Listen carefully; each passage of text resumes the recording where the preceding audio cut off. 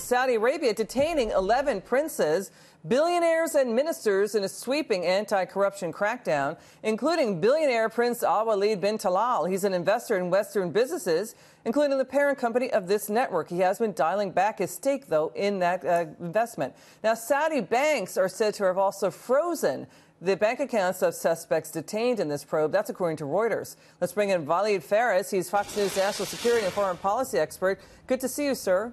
Thank you, Liz. Thank you for having me. What do you think of this crackdown? Well, let's look at the very big picture, Liz. What is happening now in Saudi Arabia over the past not just days and those arrests, but weeks and months, all the way since the president met with 50 Arab and Muslim leaders, is something comparable to the perestroika that took place in the Soviet Union and led to the collapse of the old institutions and the renewal of these institutions. Now, Prince Mohammed bin Salman has started a few months ago by putting pressure on the radical elements, and that took him some effort. Then on liberalizing, opening up the society, women, others, minorities. Now he's attacking the most important front, which is the financial situation inside Saudi Arabia. So what he's trying to do right now is making sure that there will be a one national center for economic decisions and not multi-polar world inside Saudi Arabia. That is a big thing you just said, that this is Saudi Arabia's version of perestroika that brought down the Communist Party. That's huge. How would it look, that change that you say is coming in Saudi Arabia? What form is it going to take? What's it going to look like? Well, first of all, what he's doing right now, I mean, these changes in terms of who controls the financial decision, who has a lot of cash, because if you have a lot of cash, you can influence politics. And some of those involved in these reforms or arrests were also very much inclined to the line of Qatar or the Muslim Brotherhood.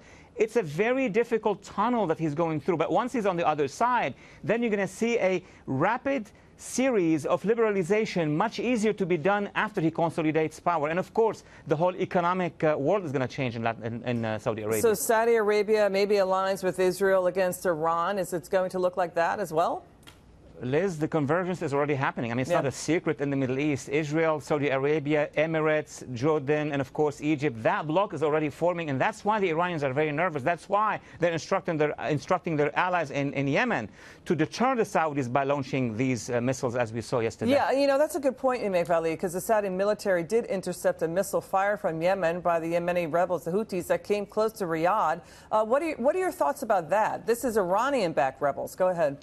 This is Iranian, aggression or pressure on Saudi Arabia. My sources tell me from the region that it's not going to be only missiles. We may see other terror acts inside Saudi Arabia or along the borders with Saudi Arabia. So the prince now, the one who will become the king eventually, is consolidating power, not for power, but to make sure that he will be able to defend Saudi Arabia against the next wave of attacks by the Iranians. But at the same time, he wants to make Saudi Arabia a real economic partner with the United States. Now, will he do exactly what President Trump asked him to do on the tweet? That's a different question that I'm sure another panel will discuss. Walid Phares, we love having you on. Good to see you, sir. Thanks for coming in. Thank you, Liz.